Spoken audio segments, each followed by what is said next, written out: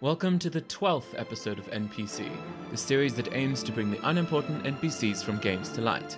Let us dive right into the vast province of Cyrodiil in Elder Scrolls IV: Oblivion.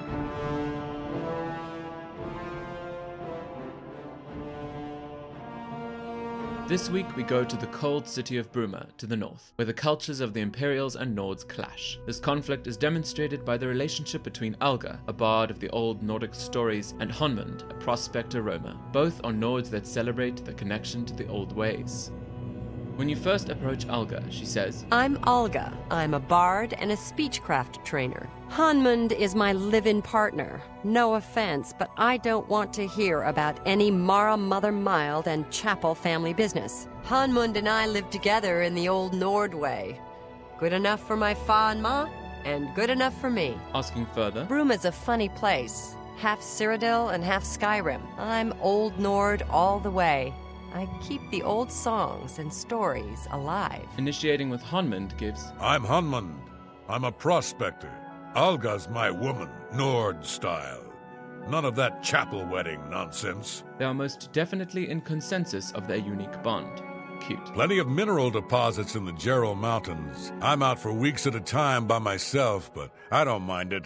Let us check out their speech preferences. I'm going to use a new format here to make things easier and faster. I will state the category and give both of their reactions to whatever nonsense Crow says. Admire. I think I trust you enough to tell you this secret. I doubt you really mean that. You do me too much honor. Joke. I love Among Us. Yeah, I get it. What a dumb joke. Coerce. I'm sorry. You're not yet ready. Whatever you want. I can't argue with that. Boast. I was once a vampire. Assassin. You're full of it. You're full of Excellent. It's just what I wanted. Of note, Alga is a kindred spirit with Crow. She sings songs of her people and of old, while he sings of all people in the present. Quite poetic. Around the town there is a bit of a stir surrounding Alga as a bard of good repute. I didn't find any examples of this because it would take too long to search for some. I don't know how he does it. They chatter about how her tales are good and that she is the best bard around, though some are a touch skeptical that she is just a talker. I agree with the latter because Crow is the best bard. She is also a trainer in speechcraft to the apprentice level, the same level as Crow in fact. Soon Crow will surpass you. Just you wait. Honey doesn't see such treatment by the people, but let us check if the world outside has something to say about him.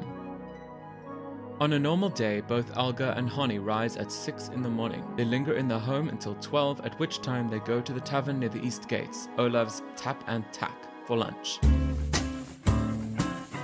After 2 hours, the couple returns home, and there they stay until 6 p.m. when they head back to the tavern for dinner.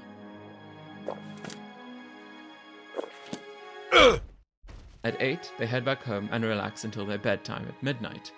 On Lordas and Sundas, essentially the weekend, at 8 a.m., Honey dons his fursuit and embarks outside the city. He drives his horse out into the wild to the northeast.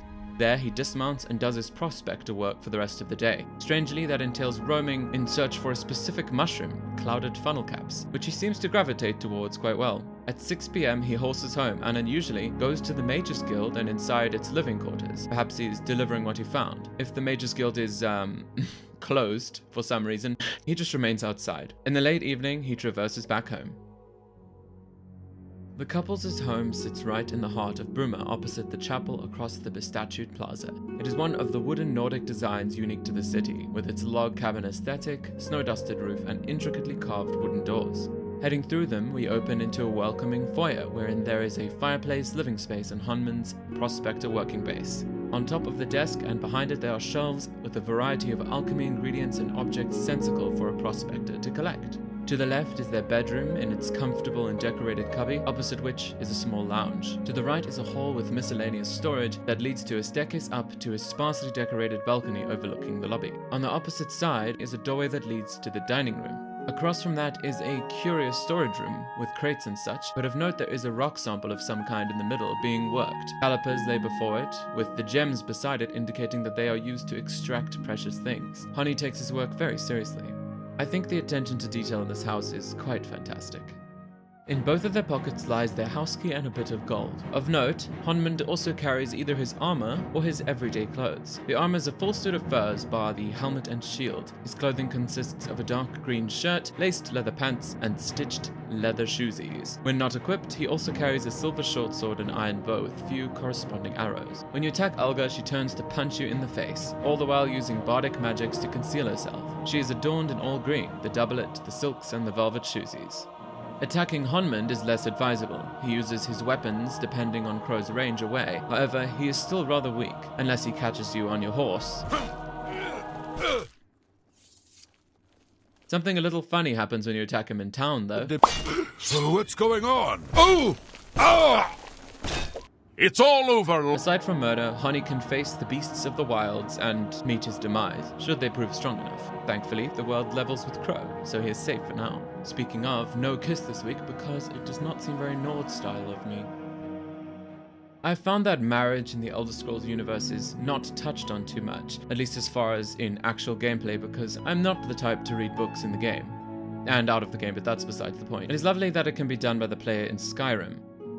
Alga and Honmund's situation does not match up with that. As they say, they do not abide by the Mara amulet method, which was worn in Skyrim to signify interest in marriage. Instead, they do their old Nord thing. Perhaps that entails a mutual agreement superseding any official ceremony.